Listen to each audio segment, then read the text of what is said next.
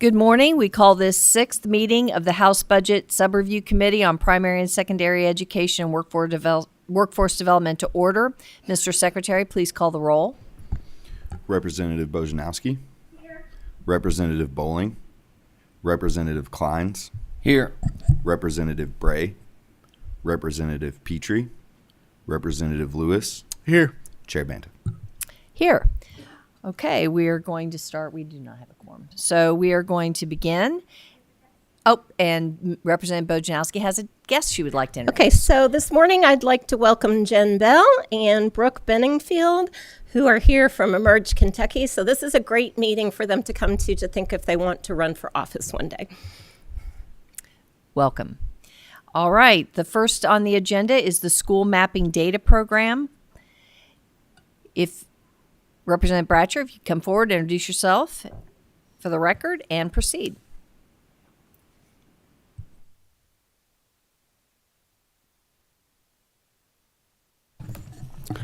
Representative Steve Bratcher, the 25th District. Sean Butler, Executive Director for the Kentucky Association of Chiefs of Police. Pat Morgan with the Kentucky Sheriff's Association, Deputy or Assistant Executive Director. Alex Carney, founder, Critical Response Group. Basically, we come here today to ask for a few dollars. Surprise, huh? I'm shocked. So this is for the school mapping to have it dedicated so that we can get it done, basically. It's been going on for a while, so this hopefully will move some money to the 911 area to be able to focus on it. And I'll let them talk about the details of it. Essentially what this bill would do, it would move money to the 911 system, and they would do the mapping, and the maps would be embedded in the 911 system, and it would make sure that everybody in the field has access to mapping of the schools, all schools, not just public, it'd be all of them, the way it's mapped out. And I think that is critical, especially when you have a shooting, say in Northern Kentucky, for example, and you have multiple jurisdictions, and everybody's going to be on the same field, whether it be the state police, the sheriff, the 10-officer police department. But not only that, if you have that kind of a response, you could be in Campbell County or you could be in Boone County, and that could play in Fayette County. The same people coming in from the outlying counties or Louisville. And it's just a critical piece to get us all where we do. Too often you find that the maps that we have or the maps that are in the system have never been updated, and they're not correct, and rooms have been changed. What may have been an office at one point is now a closet or something, and we go in there and we're going to the wrong room. And this plays out, and it helps everybody. And to rest it with the 911 is the practical place, because they're the folks who are going to map this down. They have the technology to do this and to help us get this out there. And the chiefs feel like this is critical officer safety, safety for our teachers, safety for our students, and safety for our first responders, whether it be our EMTs, our life squads, and whatever the case is, they would have access to this mapping.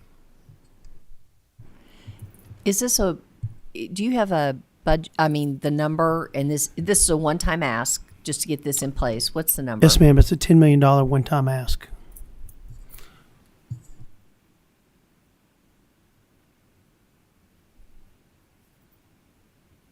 Thank you. It's estimated at that. If we were focused on this with the $10 million, it's estimated it would go no longer than a year and all the schools would be completed. Thank you. Do you have more testimony? Okay. Are there any other questions? Okay. Thank you very much.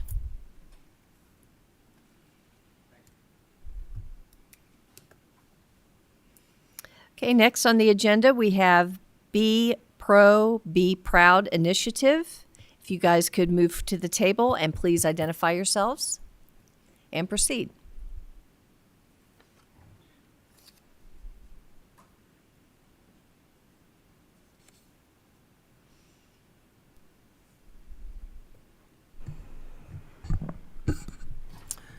Shelley Goodwin, Senior Vice President for the Kentucky Association of Manufacturers. Vijay Kamineni, founding CEO of MI2 and Chief Innovation Officer and a board member of Kentucky Association of Manufacturers.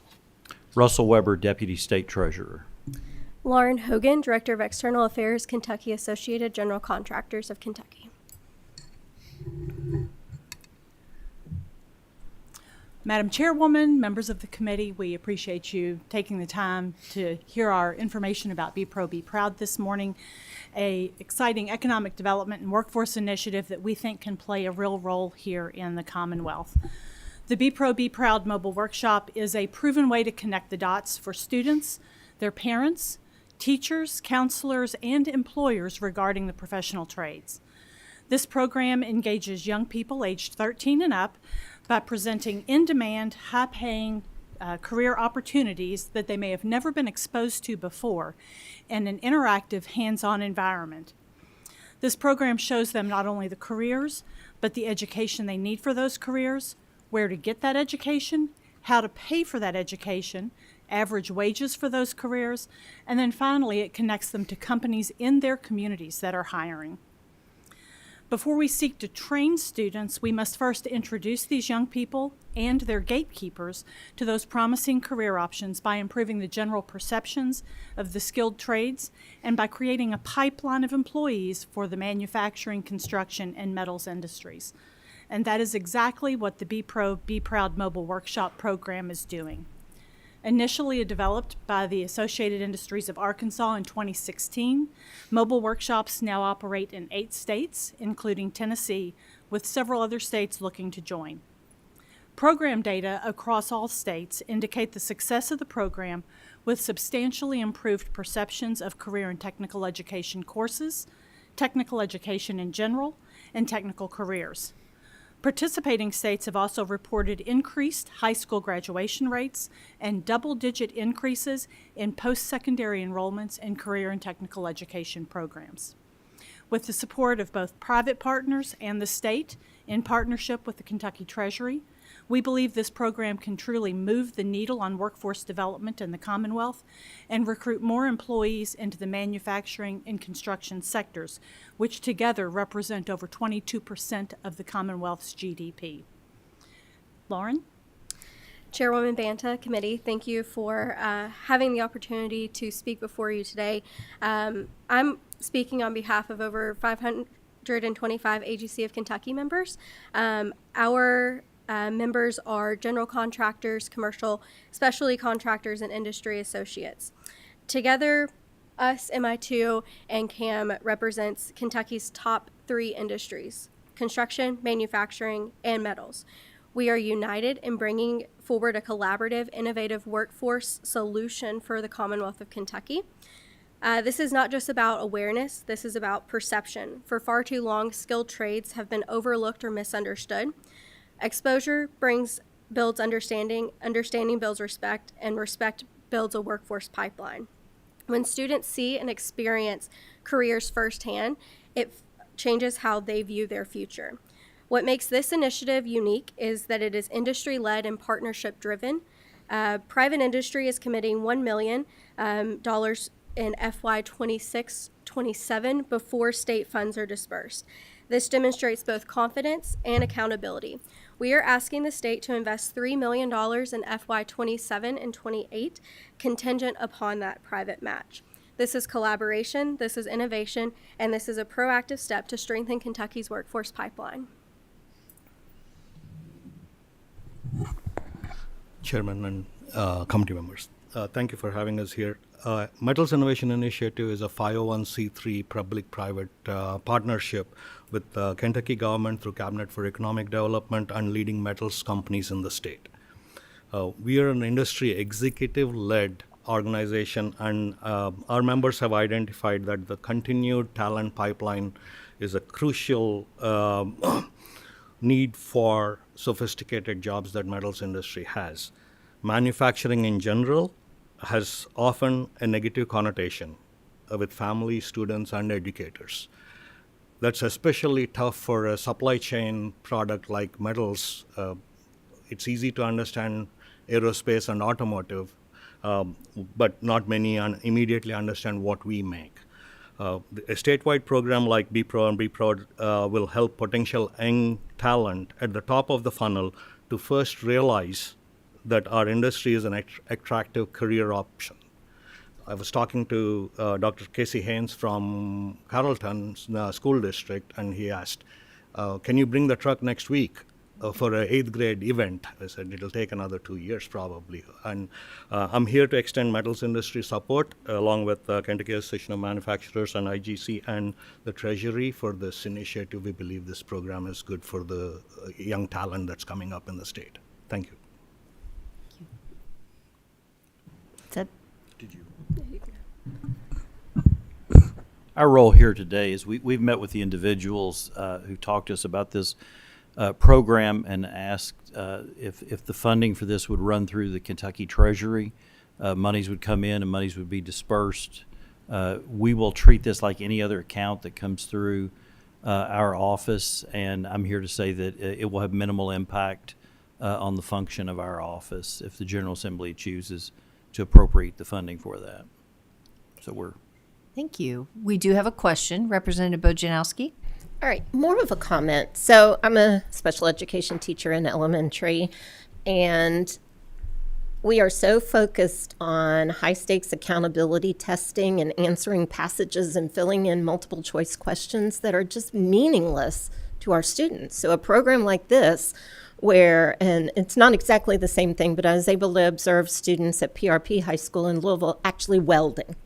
You know, when the kids go in and they put their hands on something and they're, you know, it's like, I could do this. I could have a job. It gives them just even hope that there's something, because some of our kids, by the time they get to high school, have been so brought down by this whole testing thing that we need programs like this to just, I mean, being excited about a technical course or program will help you be more engaged in your education, but there are so many kids who are so much more than a test score, and I think that this program just really helps us encourage those students, all our students, to have hope that they can do something really important when they graduate.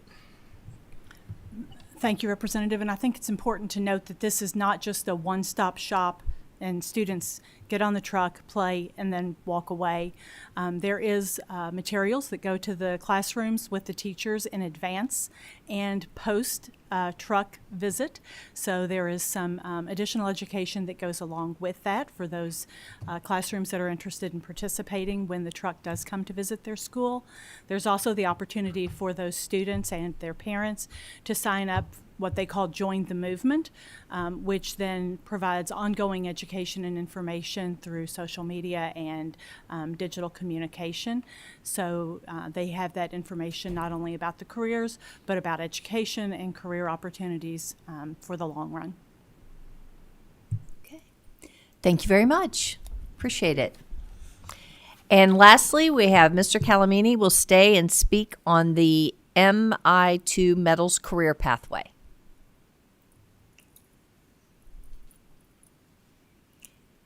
Let's just test the microphone. Go ahead and introduce yourself for the record. For the record, I'm Vijay Kamaneni, the founding CEO of Metals Innovation Initiative and current Chief Innovation Officer. Thank you very much for letting me testify about the Metals Career Pathway. We heard about BPRO, how hard it is for students to engage in a technical aspect. Metals industry brought me personally to Kentucky 20 years ago. Kentucky has become my home, and it has been the only home my daughter, who's in University of Kentucky, ever known. So thank you very much. Kentucky's metals industry is filled with stories like this. We partnered with University of Kentucky last year to do an economic impact study on metals industry in Kentucky. It confirmed that metals manufacturing directly employs 36,000 Kentuckians and impacts nearly 100,000 Kentuckian jobs with a direct annual economic contribution of over $25 billion. making this one of our largest employment sector in Commonwealth. Further, an average Kentucky metals industry job pays nearly $15,000 more per year than than advanced manufacturing sector in average. Primary metals industry average salaries are at $90,000 a year, and most of these jobs don't need an engineering degree. Kentucky now leads the nation in the growth of metals manufacturing jobs per capita, growing at a rate of 1.7% in primary metals, while the nation is shrinking at 0.6% over the last decade. Important to note here is that the states around us have seen this potential and are fiercely competing for a piece of that business. That's why we started Metals Innovation Initiative 3.5 years ago. Our membership includes North American Stainless, Nucor, River Metal Recycling, Steinert, Logan Aluminum, Triaros Aluminum, Novelis, Crown, Constellium, Century, Wheelan, Trace Diecast, and many others, the names which you're familiar with in the state. While these jobs are spread across the state, a large percentage of this are concentrated in the counties surrounding Logan and Carroll County. It is estimated that this region around these two counties generate 300 of these high-paying jobs every year. Current manufacturing pathways in these two counties struggle to attract motivated students and only focus on limited trade skills like welding, carpentry, and machining, leaving out advanced skills metals industry needs to fill these jobs. Also, current programs, while being successful in some other industry pathways, have not been very successful in manufacturing in general and metals industry in particular over the past decade. This is primarily due to the effort from public and private stakeholders not being connected, the gaps that neither one can fill on their own and only a public-private partnership can fill. That's why we are asking for a one-time investment of $3 million from the General Assembly for the year 27-28 to pilot a metals career pathway for middle school through high school as a feeder into the associate degrees and into bridge internship and apprenticeship programs. This investment will provide $1.5 million each to 2 school districts, which support large concentration of metal industry jobs in, that is, Carroll County and Logan County. In the spirit of public-private partnership, this investment will be matched by a similar investment from the metals industry through MI2. We are already working with the education and industry leaders in these two counties. This one-time public investment into the metals career pathway will provide new curriculum, project-based learning in the middle school and early high school students with the aptitude for the industry, curriculum that does not exist today. This will feed interested students into specialized high school career pathways in junior and senior years that build on existing KDE pathway offering, match the career pathway to dual credit opportunities leading to an associate degree from KCTCS and into internship and bridge apprenticeship program opportunities through the TRACK program. Funds will also be used for purchasing specialized training equipment to have a hands-on experience in the school districts, creating these centers of excellence. Your commitment signals the importance of employing Kentuckians in this critical industry, encourages our industry leaders to step up in these two regions and match the investment, and that industry investment will fund student salary stipends, internship incentives, middle school student outreach, and parent engagement. Thank you for the opportunity to share this initiative, and I'll be ready to answer any questions. Okay. Thank you. Any questions? I think you're off the hook. Thank you. Thank you. This is our final scheduled meeting, and we appreciate all those who have testified in this regular session to deliver important information for the consideration of the state's budget. Do I have a motion to adjourn?